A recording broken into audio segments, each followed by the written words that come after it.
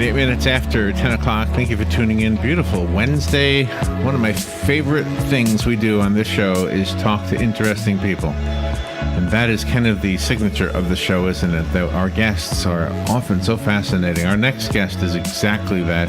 Grace Kennan Warnecke. And Grace, I know you're listening, I'll put you on in a second. I may have mispronounced Grace's name.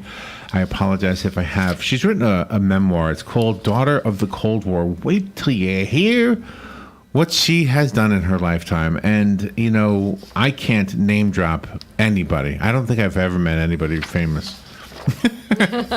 Except for maybe a page back up at Channel 20. But I mean, seriously, I mean, it's just the people she's been with and has helped and the places she's been. Grace is the chairwoman of the board of the National Committee on American Foreign Policy. She's a fellow of the Woodrow Wilson International Center of Scholars, the associate producer of the prize-winning PBS documentary, The First 50 Years, Reflection on the U.S.-Soviet Relations, which, again, is in the spotlight in the news. Grace Kennan Warnecke, what an honor to have you on our show. The book is Daughter of the Cold War. Good morning, Grace. Good morning. So nice to be here. My gosh, do you realize how fascinating your story is? Or when you live it, does it not seem fascinating? And you know, when you live it, it doesn't, you're always going from step to step. And you sometimes forget that you've had some really interesting mountains in between. It is amazing. But you come from a family that has been very interesting. It's almost like part of your DNA. Well, I think the Russia part is very much part of my DNA. And my mother was Norwegian, so I was automatically born, as I used to say as a child, half and half, because I was half American, half Norwegian. Where were you born? Where was it? I was born in Riga, Latvia. Oh, my gosh. Yeah, because my father happened to be stationed there. He entered the Foreign Service at the very bottom and was sort of, third secretary. You were speaking several languages before you were like 10, right? Weren't you a child? No, before I was 12, really. Okay. I have to tell the truth. Do you still speak those languages? How many languages? No, I speak Russian, English, some Norwegian, and some French. Oh, my gosh. That is so But I used to speak Portuguese and German, and they've vanished. Oh, so when you were writing your memoir, did it feel like you were looking at somebody else's life? Well, I wrote it with prompts. Do you know about prompts? Somebody would say, you have 20 minutes, write about your first secret. And my first secret that I wrote about, because we didn't have time to think, was throwing all my clothes overboard when I was coming back at the age of 12 from Norway to America. I didn't like my wardrobe. I was traveling alone, and I thought the easy way to get rid of what I thought were baby clothes would be to throw them overboard. Oh, my God. Thinking they would sink, but they didn't sink. Instead, they floated for the whole ship to see all over. Oh, no. And so did you get in trouble for that? No, actually, it was dinner time or something, and really nobody noticed but me. Humiliated, okay. So how did you explain your clothes were gone to your mom? Well, that's my first secret, was my first lie. They said, "Did your mother send you across the ocean with no clothes?" And I said, "Yes." Oh, no. Where was she at the time? They were in Moscow. Okay, so explain that. Why was a 12-year-old coming to America alone? Well, I had had 2 years of unusual schooling. I'd had a French governess in Portugal. We lived in Portugal I lived in Portugal for a year with them. And then we went to Moscow, and I was the only foreigner. The last year of World War II, I was the only foreigner in a regular Soviet school number 131. Wow. And I started feeling that I wasn't American anymore, that I was losing my roots, and I begged to come back to the States. Really? Did you have a grasp of what was going on in the world politically? Yes and no. I mean, of course I had a grasp because I had a father who was passionately interested in and very involved with what was going on. So we knew, I suppose, more than most people. But on the other hand, I was also 12. And when you have 12, you have your own interests, and they're often quite far away from your parents. Did you see I Hitler? really loved the ballet and, things like that. I think one of your notes I read earlier said that you witnessed Hitler marching. Is that right? I did. I was 5 years old, but I do remember it. Wow. He marched. We were living in Czechoslovakia then. We moved a lot. I never went to the same school twice until I was in the 11th grade. Wow. Were you in harm's way? Were you Jewish, for example, or were you targeted by the Nazi regime? No, we were not Jewish, and so we were spared a lot of things. And also, my father was in the embassy, which gives you a certain kind of protection, too. And your father was very revered as well. In fact, when he died, didn't he die with a lot of different honors? Oh, he did. But he was not famous, if you want to call it that, until I went to college. So I was lucky in that I had a father who was more like a normal father. I would never call him a normal father, but until I went to college, and then he became somebody that in certain circles people revered. Now, it applied to people that were interested in foreign affairs, interested in Russia, and he was also, besides the foreign affairs angle, he was very literary. He always wanted to write a book about Chekhov, a biography of Chekhov, and he never did it. Oh, wow. Well, you were fortunate enough to meet Stalin's daughter, and you helped her. Well, I took care of her for 3 weeks at a farm in eastern Pennsylvania. Mm-hmm. Wow. So, yeah, our farm. I mean, we owned a farm. Now, when would that have been? What year would that have been? It was right after she defected, and I'm always bad on that date. But, goodness, was it I think it was in the 60s. Okay. Yeah. I'm sure it was in the 60s. That's what I'm thinking as well. Weren't you afraid for your safety because she was the one that defected? Didn't you think people would come looking for her? Well, yes, you've absolutely the right question. My father was terrified that they were going to come, and he and my mother were in Norway because they went to Norway every summer, and nothing was going to stop my mother from going to Norway. So they were gone, and they had my sister, Joan, and myself. We took turns. She took the first shift, so to speak, and then I followed her. The only trouble with my turn was I had 3 children under the age of 6 or 7, and she had 2 children, and she went off with her husband to Peace Corps training, leaving her 2 little children who were like 5 and 7 with me. So I had 5 small children and Svetlana, and we couldn't get anybody to help because it was such a secret that she was with us. We were afraid of her being kidnapped. So I asked about your awareness of the world politics when you were a child, but now let me ask you as an adult now, how do you look at the different relationships between Russia and the United States, for example? You have a unique perspective because of your history? Well, I think in a way I do, because don't forget when I was there during the war, we were allies. We were good friends, and people were starting to talk about Stalin as Uncle Joe. Mm-hmm. I mean, that didn't last very long. Yeah. It was there for a while. Well, you know what I don't understand, though? Just because we don't like Putin, I guess we don't. Why shouldn't I like the average Russian person? It seems like they're not the problem. It's the governments that are the problems. Well, I agree with you. I mean, this is very much the philosophy of my life. I spent a lot of time working on projects that were designed to end the Cold War. I mean, that's why I like the Cold War in the title, because I worked on the American Soviet Youth Orchestra, where we had 50 young musicians, 50 from Russia, 50 from the United States, and we toured both countries. Oh, wow. To sort of show that people can get together and they can live together even if the governments are fighting. Absolutely. I was also involved with, these were all groundbreaking projects when they happened. I was a senior editor in a book, A Day in the Life of the Soviet Union, And we had 100 photographers. 100 seemed to be the magic number.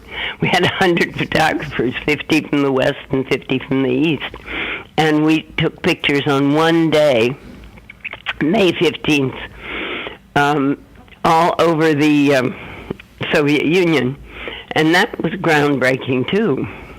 I think from the little bio I read on you, you would be a photographer if you had the so-called normal life. If you grew up in Pennsylvania and never left there, I think you would have become a professional photographer in the normal sense. I loved photography. Yeah, it sounds like it. You also were associated with Joan Baez. Well, yeah, I was, because she was supposed to go over there to do a big concert with Santana and the Beach Boys, if you can imagine. Gee. It would have been, and I was hired to go with her. I knew the music critic for the San Francisco Chronicle, John Wasserman, and he arranged for me to go to find the right song in Russian for Joan to sing. I did find the right song. It was a perfect song for her. Were you? One thing I will boast about. Was it was it in the Russian language? Yeah, but we got the record of it, and she memorized it. She's a fabulous singer, and she has a beautiful voice, and she's very smart. Yeah. So, and then that concert was canceled. The Russians got scared. They didn't suddenly want a big concert with rock people, what they considered rock stars. Yeah. So they canceled it, and then Joan decided she wanted to go to meet Andrei Sakharov, the human rights physicist who was a human rights advocate. And so she asked if I would go with her.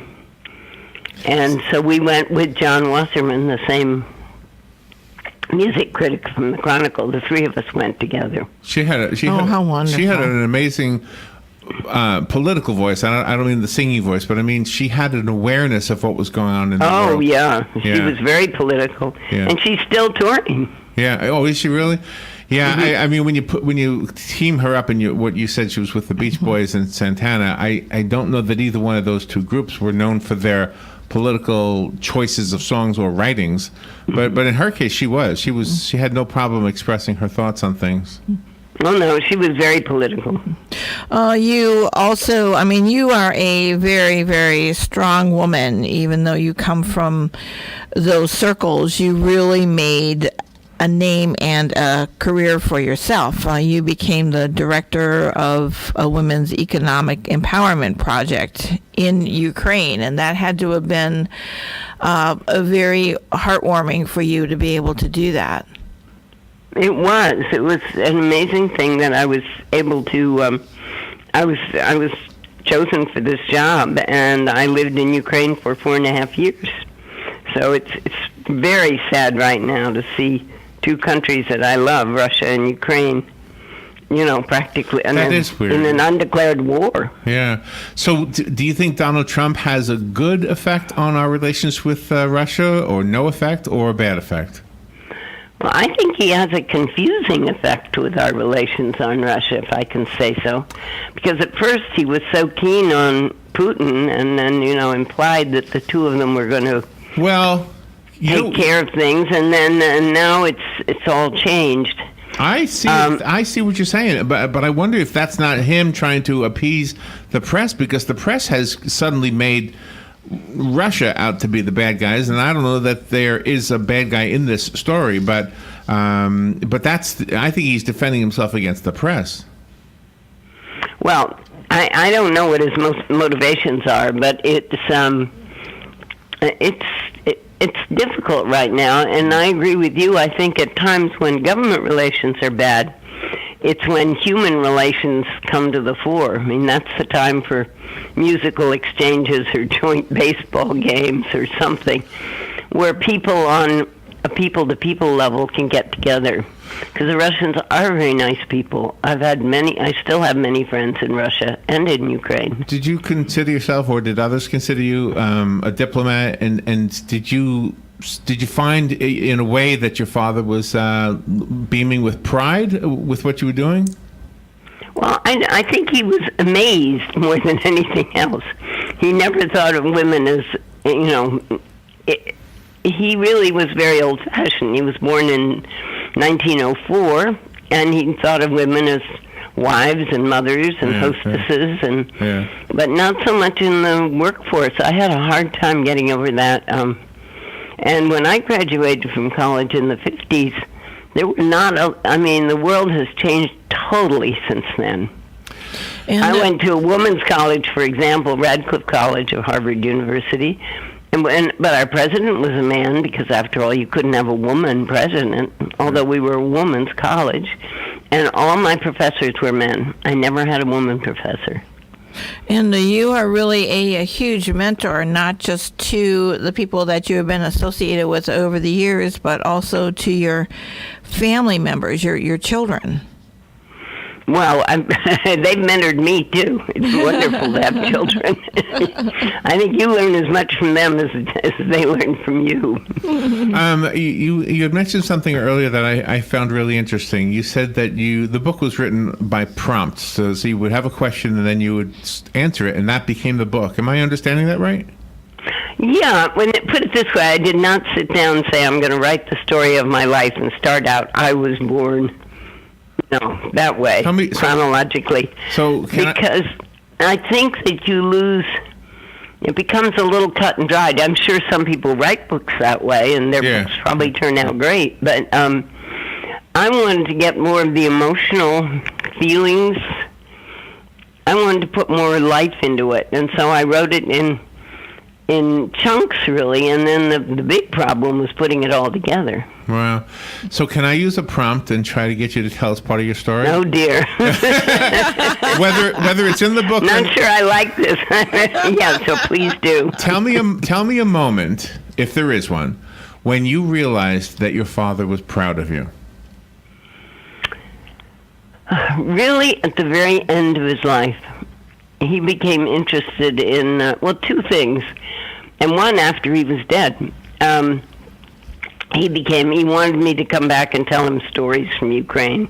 And he loved hearing what I was doing. And, before we'd always sat around listening to what he was doing. Mm-hmm. So it sort of turned things around a little bit.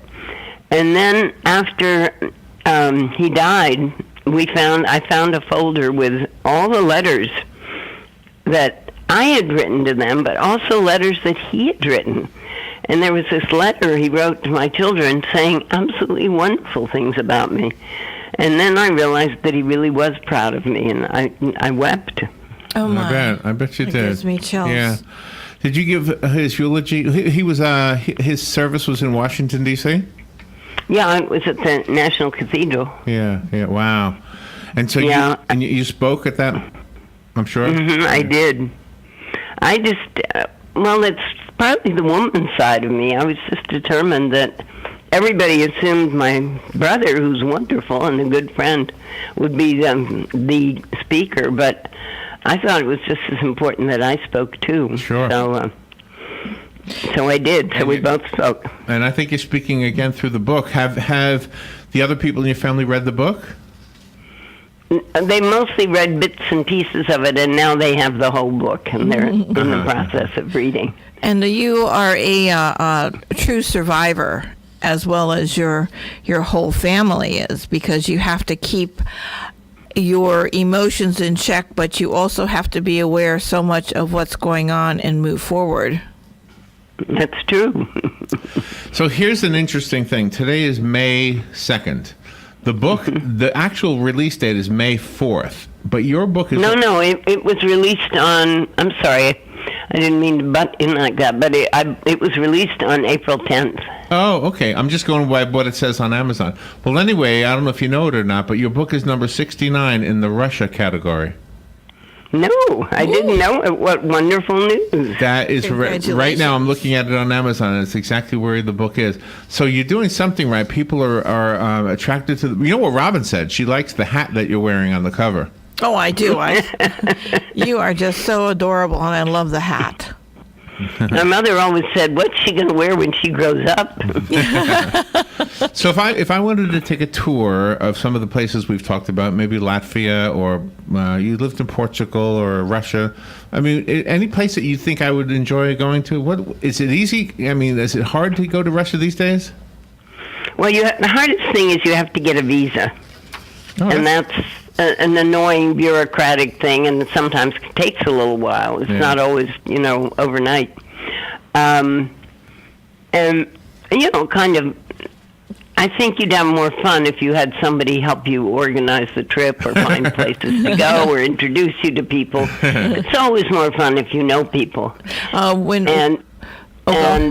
Portugal, of course, is beautiful, and used to be quite inexpensive, which was another draw.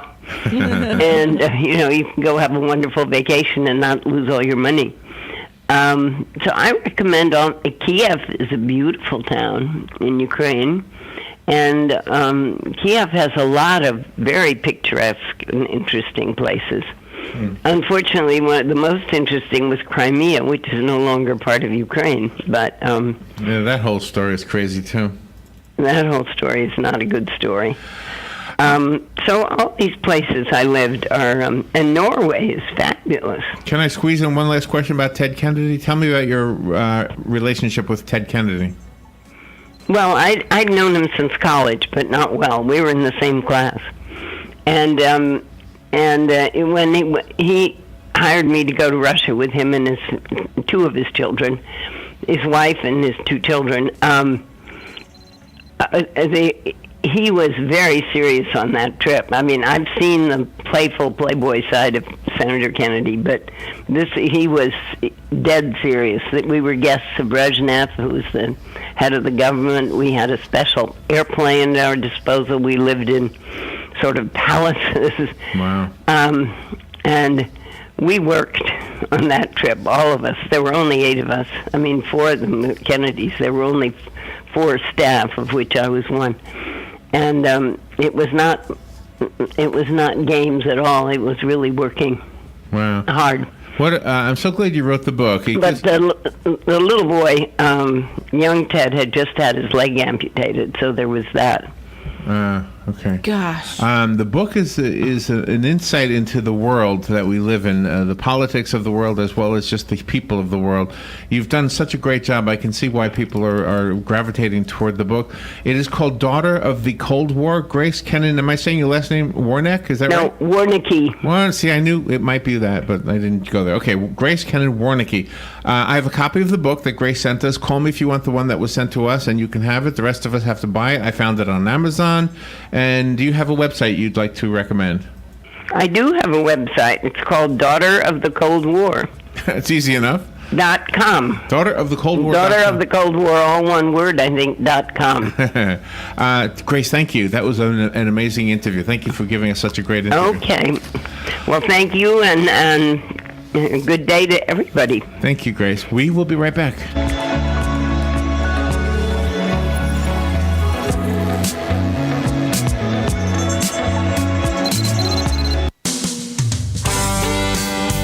Howdy, folks. RL here for Dairy Queen again to tell you about what's hot and what's not. Dairy Queen has some of the best char-grilled chicken breasts on earth, as well as their chicken breast salad. And the burgers are exceptional, cooked on a real grill for the best flavor and less fat. And for dessert, blizzards are unequaled. So personally, banana split is my all-time favorite. Dairy Queen Silver Springs, where we always treat you like kings and queens.